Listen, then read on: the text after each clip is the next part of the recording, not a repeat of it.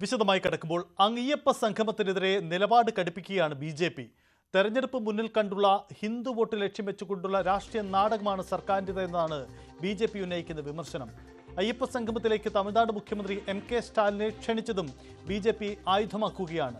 Hindu virus ആണെന്ന് പറഞ്ഞ സ്റ്റാലിനും ഭക്തരെ ദ്രോഹിച്ച മുഖ്യമന്ത്രിയും സംഗമത്തിൽ പോകരുതെന്നാണ് ബി.ജെ.പി. സംസ്ഥാന അധ്യക്ഷൻ രാജീവ് ചന്ദ്രശേഖർ പറഞ്ഞത്.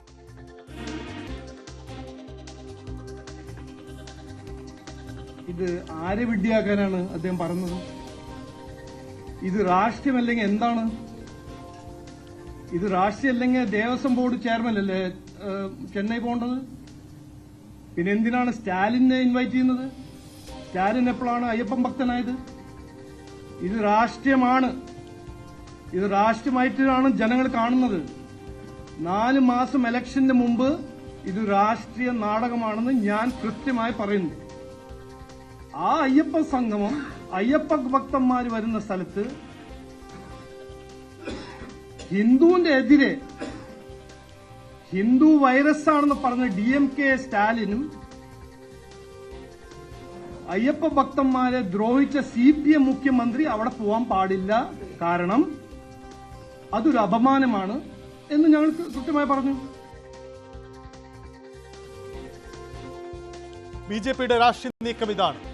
വൈകാരികമായ ഒരു വിഷയത്തെ ഉയർത്തിപ്പിടിച്ച് വോട്ട് തട്ടിപ്പ് നടത്തി അടുത്ത തെരഞ്ഞെടുപ്പിൽ എങ്ങനെയും അധികാരത്തിലേക്ക് വരണം എന്ന ദുഷ്ടലാക്കാണ് ഇതിന്റെ പിന്നിലുള്ളത്. വളരെ വ്യക്തമാണ്. ഹിന്ദു റിലീജിയസ് ഇൻസ്റ്റിറ്റ്യൂഷൻസ് ആക്ട് അനുസരിച്ചാണ് ദേവസ്വം ബോർഡ് രൂപീകരിച്ചിരിക്കുന്നത്. അതൊരു സ്വതന്ത്ര പരമാധികാര സ്ഥാപനമാണ്. അതിൽ യാതൊരു ഇടപെടലുകൾക്കും സാധ്യതയില്ല. നിയമപരമായി അത് ശരിയുമല്ല. പക്ഷെ സർക്കാർ ഇവിടെ ഇടപെടുകയാണ്. എല്ലാം മന്ത്രിയാണ് ചെയ്യുന്നത്. ഇനി മന്ത്രി നാളെ പറയാണ് ശബരിമല ക്ഷേത്രത്തിൽ കൊടിയേറ്റം അത് ഇന്ന തീയതി മതി, നാളെ നട തുറക്കുന്നത് ഒരു രാവിലെ ഒരു 7 മണിക്ക് മതി എന്ന് പറയാൻ തുടങ്ങിയാൽ ഇനി എന്ത് ചെയ്യും? അയ്യപ്പ സംഘമാണ്, അയ്യപ്പന്മാരെയാണ് വിളിച്ചു കൂട്ടുന്നത്. സാധാരണ അവലോകന യോഗം നടക്കാറുണ്ട്. അത് ഉദ്യോഗസ്ഥന്മാരുടെ യോഗമാണ്. കാരണം സൗകര്യങ്ങൾ ചെയ്തു കൊടുക്കുന്നതിനെ കുറിച്ചാണ്. സൗകര്യങ്ങൾ ചെയ്തു കൊടുക്കുന്നത് പറ്റിയല്ല ഇവിടുത്തെ പ്രശ്നം. അയ്യപ്പ സംഗമം എന്ന് പറയുന്നത് അയ്യപ്പ ഭക്തന്മാരുടെ സമ്മേളനമാണ്. അത് അയ്യപ്പ വിശ്വാസവുമായി ബന്ധപ്പെട്ട കാര്യമാണ്. അത് ഒരു മതേതര സർക്കാരിന് അത് നടത്താനുള്ള അധികാരമില്ല. മന്ത്രി എന്ന് പറയുന്നത് MLA വിജയിച്ചു വന്നത് അത് നടത്താനുള്ള മാൻഡേറ്റ് ജനങ്ങൾ കൊടുത്തിട്ടില്ല, മന്ത്രിക്ക് കൊടുത്തിട്ടില്ല. ബി.ജെ.പിയുടെ നീക്കം അങ്ങനെയാണ്. കടുത്ത നീക്കം സർക്കാരിനെതിരെ പ്രഖ്യാപിച്ചുകൊണ്ടാണ് ബി.ജെ.പി. നീക്കം. പക്ഷേ സമരം എങ്ങനെ അല്ലെങ്കിൽ തുടർ നീക്കം എങ്ങനെ എന്നതിൽ വ്യക്തത വരുത്തിയിട്ടുമില്ല. വി അരുൺ ചേരുന്നു. അരുൺ, ആചാര ലംഘനം ആരോപിച്ചുകൊണ്ട് നേരത്തെ വലിയ സമരം നടത്തിയതാണ് ബി.ജെ.പിയും സംഘപരിവാർ പ്രസ്ഥാനങ്ങളും. വീണ്ടും ഒരു സമരത്തിന് കോപ്പുകൂട്ടുകയാണോ? ആ ഒരു രീതിയിലാണോ ബി.ജെ.പിയുടെ നീക്കം? ഇനി എന്താണ് സർക്കാരിന്റെ ഈ സർക്കാർ മുന്നോട്ട് പോയാൽ തങ്ങളുടെ തുടർ നീക്കം, അതിൽ ബി.ജെ.പി. വ്യക്തത വരുത്തിയിട്ടുണ്ടോ? വ്യക്തത വരുത്തിയിട്ടുണ്ട്. അയ്യപ്പ സംഗമത്തിനെതിരല്ല ബി.ജെ.പി. നിലപാട് വളരെ വ്യക്തമായി തന്നെ എന്ന് ബി.ജെ.പിയുടെ സംസ്ഥാന അധ്യക്ഷനും അതുപോലെ തന്നെ കുമ്മനം രാജശേഖരനും പറഞ്ഞിട്ടുണ്ട്. അയ്യപ്പ സംഗമത്തിന് അഖിലലോക അയ്യപ്പ സംഗമത്തിനെതിരല്ല. ഒരു ഘട്ടത്തിലും അയ്യപ്പ സംഗമം നടത്തരുതെന്നോ അത് തടയുമെന്നോ ബി.ജെ.പി.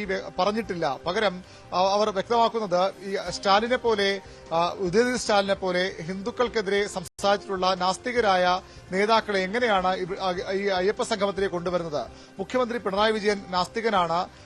ദേവസ്വം ബോർഡാണ് ഹിന്ദുക്കളുടെ ക്ഷേത്രങ്ങളുടെ കാര്യം നടത്തേണ്ടത്. അതിനു പകരം സർക്കാർ ഇതിങ്ങനെ ഏറ്റെടുക്കുമെന്ന ചോദ്യമാണ് ബി.ജെ.പി. ഉന്നയിക്കുന്നത്.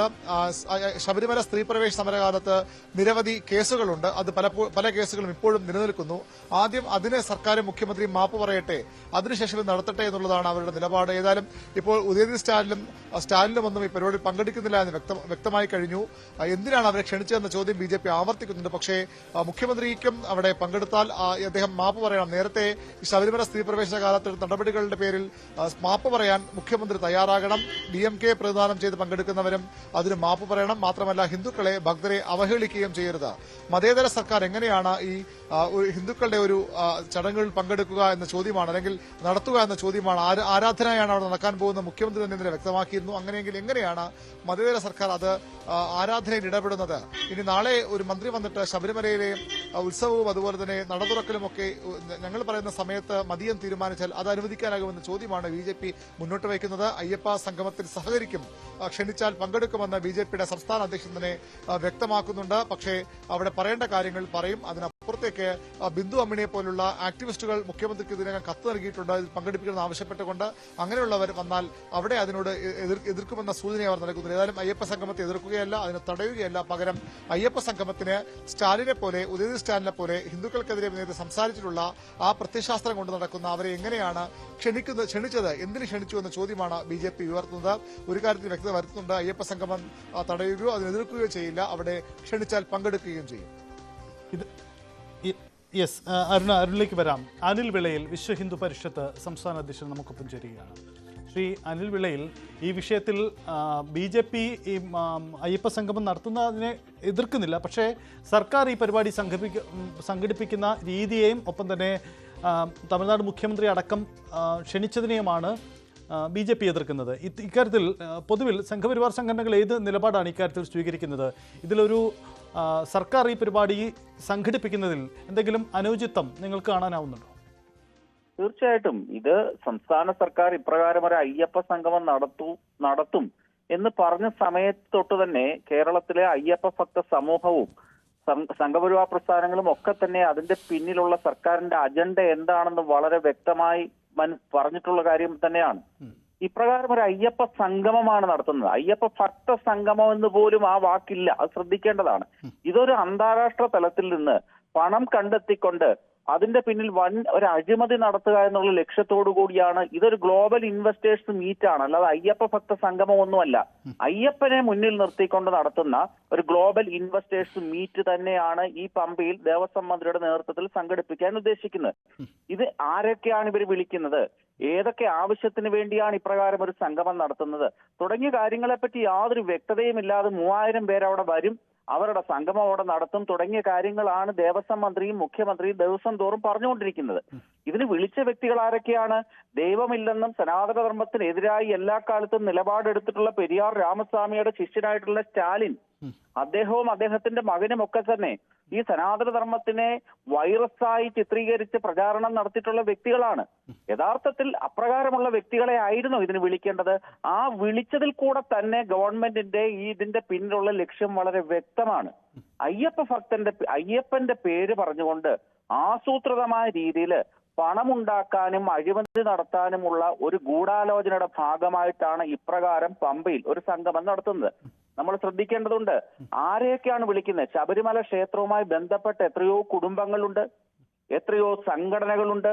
ഇവരെ ആരെയും വിളിക്കാതെ അന്താരാഷ്ട്ര തലത്തിൽ നിന്ന് ഞങ്ങൾ 3000 പേരെ വിളിച്ചു എന്ന് പറയുമ്പോൾ തന്നെ അതിന്റെ പിന്നിലുള്ള അജണ്ട വളരെ വ്യക്തമാണ്. ഇതൊരു തട്ടിപ്പ് പരിപാടിയാണ്.